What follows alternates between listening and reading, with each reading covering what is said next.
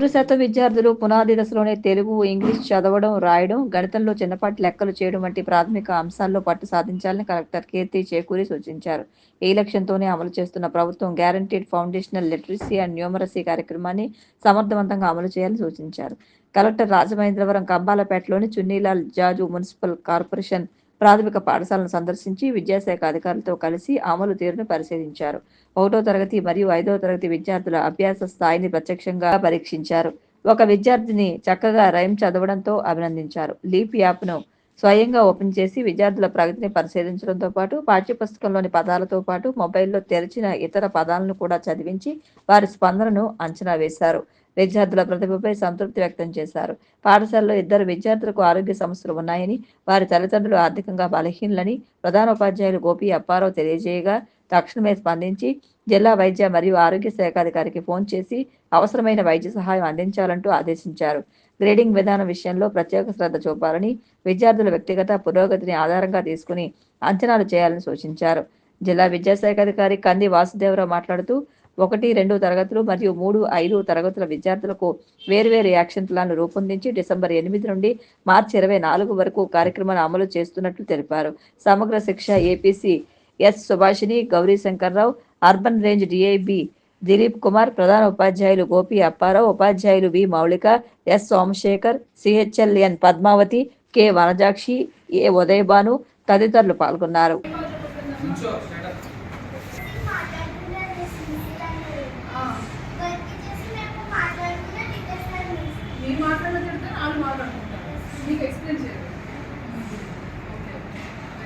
ఇక్కడ మీకు అర్థం కాకపోతే ఎక్స్ప్లెయిన్ చేస్తాను. ఇంత ప్లే గ్రౌండ్ కూడా లేదు కదా, ప్రైవేట్ స్కూల్ ప్లే గ్రౌండ్ దగ్గర ఏం లేవు. His mother, his brother Ajay lived in a city. Rohit was happy when Ajay came home. They played games and had fun. Their mother made them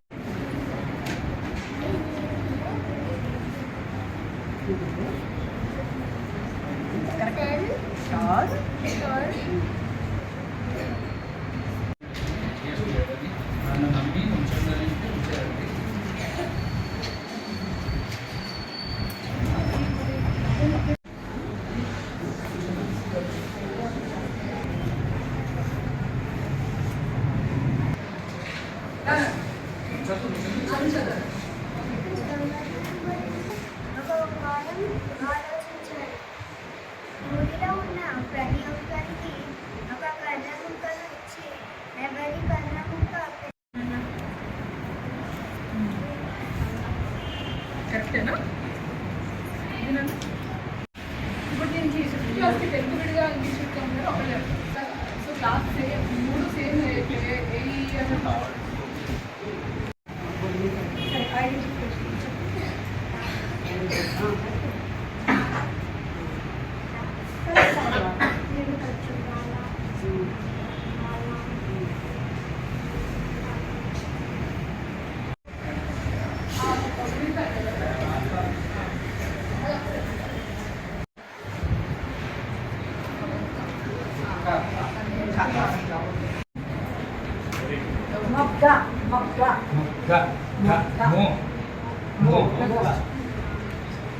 బల్లి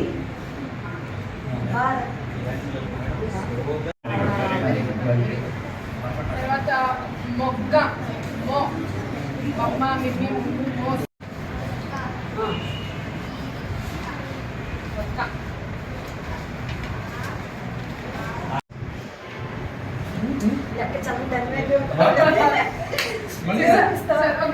sister కదా ఇది ఏమనిపిస్తావు? Sys చూస్తావా ఒక్కసారి? ఇంకేమైనా very good.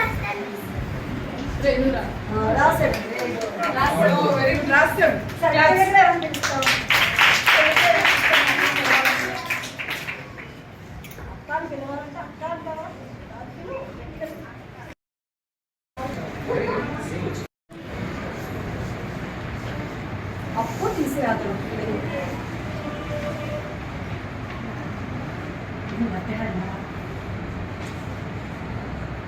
నా చిన్నప్పటి నుంచి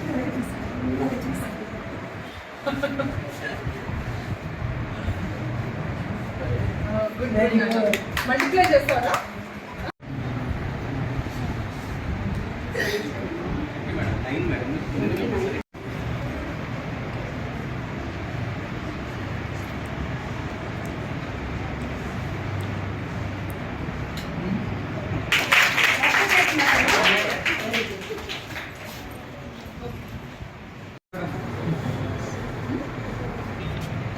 కాకపోతే ఏం చేస్తే మీరు వెళ్ళిపోతారా? Very good.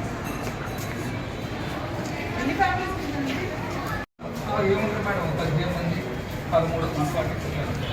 Rajahmundry central jail మహిళా ప్రత్యేక కారాగారాన్ని సందర్శించిన జిల్లా ప్రధాన న్యాయమూర్తి గంధం సునీత, కలెక్టర్ కీర్తి చేకూరి, జిల్లా ఎస్పీ డి నరసింహకిషోర్, జిల్లా న్యాయ సేవాధికార సంస్థ కార్యదర్శి ఎన్ శ్రీలక్ష్మి బృందం జైలు పరిస్థితులపై సంతృప్తి వ్యక్తం చేసింది. అధికారుల బృందం ఖైదీలతో నేరుగా మాట్లాడి వారి సమస్యలు, యోగక్షేమాలు, సౌకర్యాలపై వివరాలు అడిగి తెలుసుకున్నారు.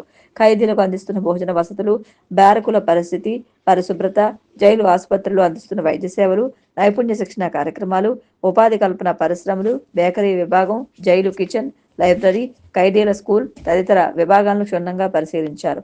కలెక్టర్ కీర్తి చేకూరి స్వయంగా ఖైదీల భోజనాన్ని రుచి చూసి నాణ్యతపై సంతృప్తి వ్యక్తం చేశారు.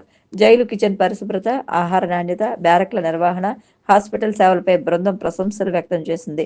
ఖైదీలకు ఉచిత న్యాయ సహాయం అందుతున్న విధానం, బెయిల్స్ మంజూరు పరిస్థితి, షూరిటీ లేని ఖైదీలకు వ్యక్తిగత బెయిల్ కోసం కోర్టులో పిటిషన్ దాఖలు చేసే అవకాశాలపై జిల్లా ప్రధాన న్యాయమూర్తి మార్గదర్శకాలు ఇచ్చారు.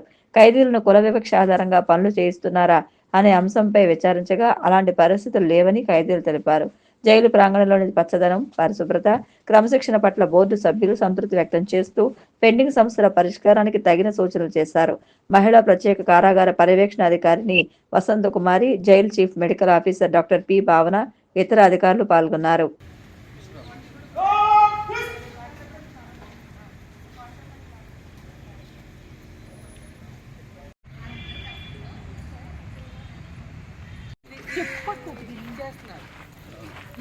రీమోడలింగ్ చేస్తున్నారు. అంతకుముందు టైల్స్ ఉండేవి, ఆ టైల్స్ అన్నీ కూడా బాగా పడిపోయి చదవని పాపం పంపించారు మొన్న మధ్యనే చాలా ఆర్గనైజ్ చేసుకుంటారు.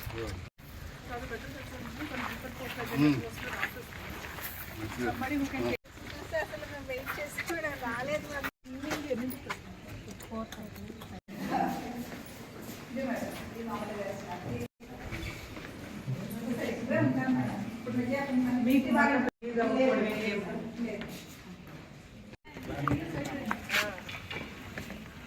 అయిపోయింది.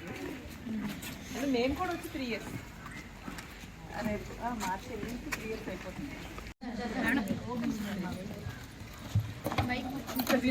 బయట మెయిల్ కూడా ఐటమ్స్ అన్నీ కూడా బిజినెస్ చేస్తారు మేడం. మార్నింగ్ రాగి మాకు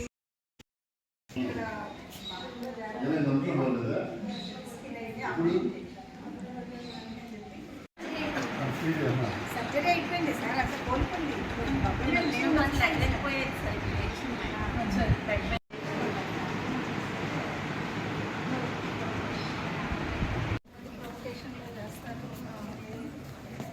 ఇంటెన్షన్తో చేస్తారు.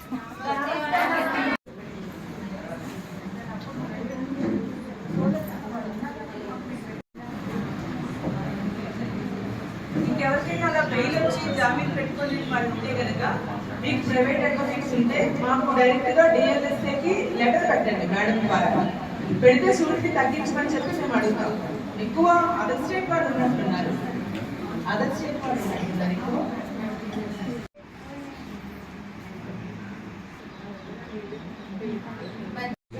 బయటికి వెళ్తే ఇబ్బంది రన్ చేయాలి కదా. ఇంకెవరు లేదు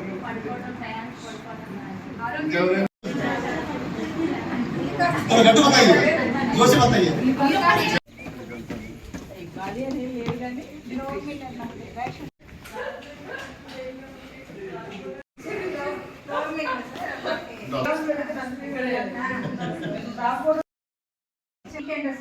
పెద్ద హెడేక్ ఇది రన్నింగ్. సో ఈవిడికి వదిలిపో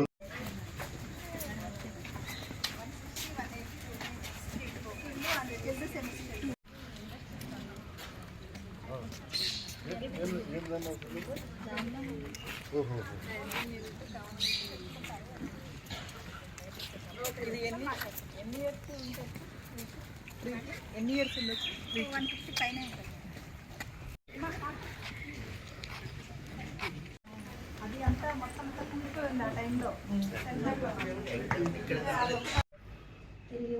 పిల్లాడు అంటే ఇంకేమైనా సిస్టర్స్ ఉంటారు లేదు వెరిఫై చేసినప్పుడు విలేజ్ లో జనరల్గా పంపించేస్తున్నారు సార్. చనిపోయిన అబ్బాయికి సో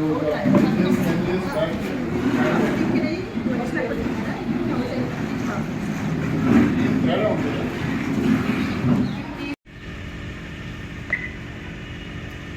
రైల్వే ప్రయాణికులకు సురక్షితమైన ప్రయాణాన్ని అందించేందుకు రైల్వే శాఖ వివిధ కార్యక్రమాలను అమలు చేస్తోంది. దక్షిణ మధ్య రైల్వే పరిధిలో జనవరి నెలలో ఆపరేషన్ యాత్రి సురక్ష కింద ఆర్పీఎఫ్ పోలీసులు 40 మంది నేరస్తులను అరెస్ట్ చేశారు. అలాగే 41 కేసులు నమోదు చేసి 22.05 లక్షల సొత్తును రికవరీ చేశారు. ఆపరేషన్ అమానత్ కింద ప్రయాణికులు పోగొట్టుకున్న 1,05,00,000 విలువైన 351 వస్తువులను తిరిగి యజమానులకు అప్పగించారు. ఆపరేషన్ నార్కోస్ లో భాగంగా ఆర్పీఎఫ్ పోలీసులు 38.83 లక్షల విలువైన గంజాయిని పట్టుకుని 11 మందిని అరెస్ట్ చేశారు. ఆపరేషన్ నన్హే ఫరిష్తేలో 126 మంది బాలబాలికలను రక్షించారు. వీరిలో 21 మంది బాలికలు ఉండటం గమనార్హం. ఆపరేషన్ సతర్క్ కార్యక్రమంలో భాగంగా రైళ్లలో అక్రమంగా రవాణా చేస్తున్న 1,65,000 విలువైన మద్యాన్ని స్వాధీనం చేసుకుని 3 వ్యక్తులపై 4 కేసులు నమోదు చేశారు. ఆపరేషన్ ఉపలబ్ధిలో భాగంగా 15 మంది టికెట్ దళారులను అరెస్టు చేసి 15 కేసులు నమోదు చేశారు. 1,48,000 విలువైన 69 టికెట్లను స్వాధీనం చేసుకున్నారు. సీసీటీవీ టెక్నాలజీని ఉపయోగించి 4 నేరస్తులను పట్టుకున్నారు. వారు ప్రయాణికుల నుండి దొంగిలించిన 8 లక్షలకు పైగా విలువైన సొత్తును స్వాధీనం చేసుకున్నారు. ఆపరేషన్ రైల్ సురక్ష కింద 31 కేసులు నమోదు చేసి 4 లక్షలకు పైగా రైల్వే ఆస్తులను స్వాధీనం చేసుకున్నారు. ప్రముఖ బాలీవుడ్ నటుడు రణ్వీర్ సింగ్ కు బిష్ణోయ్ గ్యాంగ్ కు చెందిన వ్యక్తి నుంచి బెదిరింపులు వచ్చినట్లు జాతీయ మీడియాలో వార్తలు వచ్చాయి. 10 కోట్లు చెల్లించాలంటూ హారీ బాక్సర్ అనే వ్యక్తి వాయిస్ నోట్ పంపినట్టు కథనాలు వెలువడ్డాయి. రణ్వీర్ సింగ్ మేనేజర్ వాట్సాప్ నెంబర్కు అమెరికా ఫోన్ నెంబర్ నుంచి ఈ వాయిస్ మెసేజ్ అందినట్టు సమాచారం. ఈ నేపథ్యంలో ముంబై క్రైమ్ బ్రాంచ్ పోలీసులు ఆ నెంబర్కు సంబంధించిన వివరాల కోసం అమెరికా అధికారులను సంప్రదించినట్టు తెలుస్తోంది. అయితే ఈ ఘటనకు సంబంధించి పోలీసులు కేసు నమోదు చేయాల్సి ఉంది. హైదరాబాద్లోని అమీర్పేటలో అగ్ని ప్రమాదం చోటు చేసుకుంది. ఈ ప్రమాదంలో విద్యార్థులు చిక్కుకోవడం ఆందోళన కలిగిస్తోంది. అమీర్పేట మైత్రివనంలోని నీలగిరి బ్లాక్లో హఠాత్తుగా మంటలు చెలరేగాయి. ప్రమాదం సంభవించిన భవనం 4వ అంతస్తులోని ఓ ఇన్స్టిట్యూట్లో కొందరు విద్యార్థులు చిక్కుకున్నారు. సమాచారం అందుకున్న ఫైర్ సిబ్బంది వెంటనే ఘటనా స్థలానికి చేరుకుని సహాయక చర్యలు చేపట్టారు. విద్యార్థులను బాల్కనీ నుంచి రక్షించేందుకు రెస్క్యూ ఆపరేషన్ చేపట్టారు. మరోవైపు మంటలను అదుపు చేసేందుకు తీవ్రంగా ప్రయత్నిస్తున్నారు. మంటల కారణంగా భవనమంతా దట్టమైన పొగ అలుముకుంది.